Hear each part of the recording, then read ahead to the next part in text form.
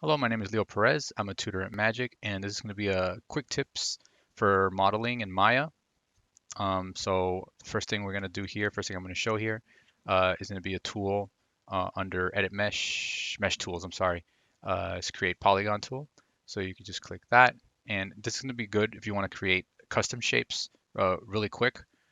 You can either you could do it in a perspective view, or you hit space, and then you get all your four different views. Um, Normally, I'll just, it really depends. Create the shape from the side view or from the top view. Just hit space on where you want to concentrate on. So this is the top Y, right? So top. Let's do top. So now you have like a custom shape you can mess around with. You can extract. I'm not extract. I'm sorry. You can um, extrude. You can extrude, and then you can keep working off that shape. But just remember, one of the big things that you want to look out for is having polygons that are more than four sides.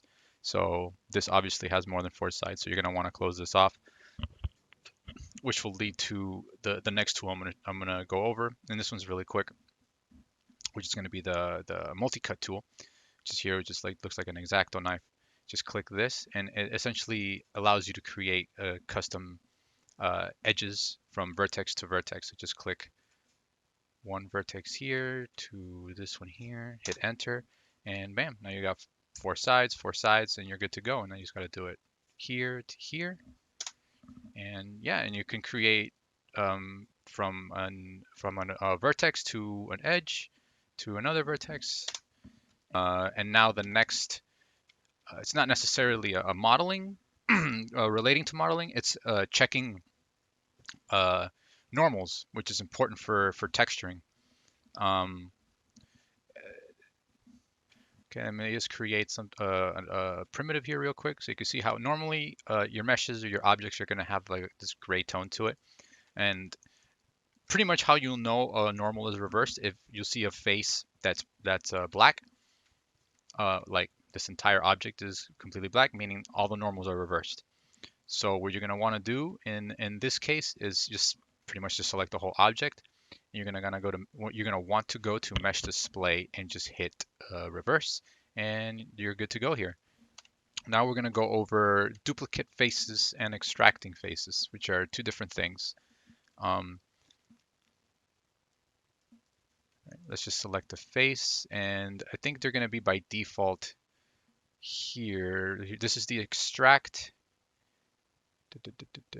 and this is the duplicate. Okay. So what are the differences? Okay, extract, and they kind of tell you on the icon, but let's just click them and just see exactly what they do. If you click the extract, click it right here on the toolbar, hit W, and just select the face. And what it does, it extracts the face already on the object, um, and essentially cuts it out. Right, now let's select the face again, and then let's hit duplicate. So now, after you hit either function, click out and then select the face again. Because if not, then it just moves everything, and you'll get weird bugs. So here, what this does is just creates a duplicate of the face.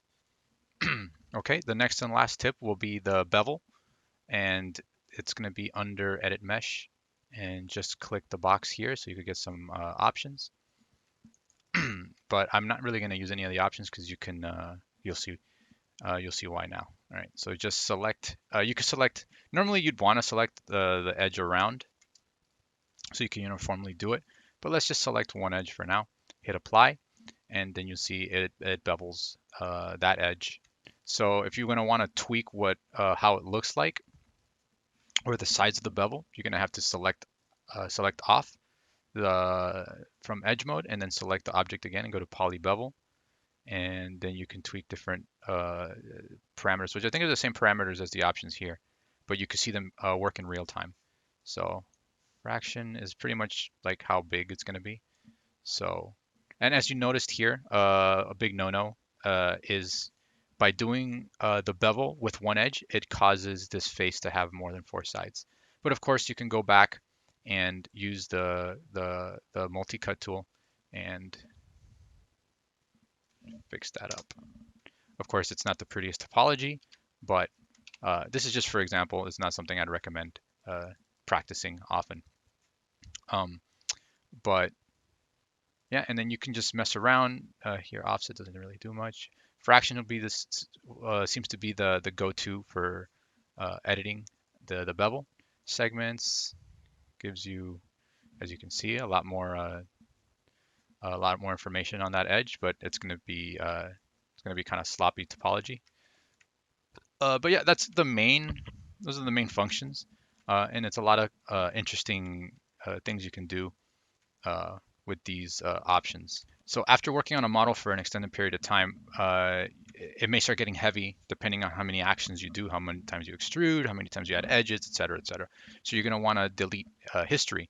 If you want to delete history on just one object, you're going to want to go to Edit and Delete by Type and just History, and you see all this information just went away. But if you want to delete history on objects you have all around your scene, you just go to Edit, Delete All by Type, and then select History, and then you're good to go. If you ever move an object away from the middle axis, you see the translate and the rotate change. But what you're going to want to do, especially if you're going to plan on using on extruding and on duplicating edges, or rather duplicating and extracting faces and moving everything around, you're going to want to constantly be freezing transformation so you get clean information. Uh, so to do that, you just go to modify and then freeze transformations, and then you see it sets everything to zeros, and the scales. You haven't scaled anything, so it's stayed at one. Um, so that's really it. If you guys have any more questions aside from the tips I went over here, feel free to ask on Discord or in the lab.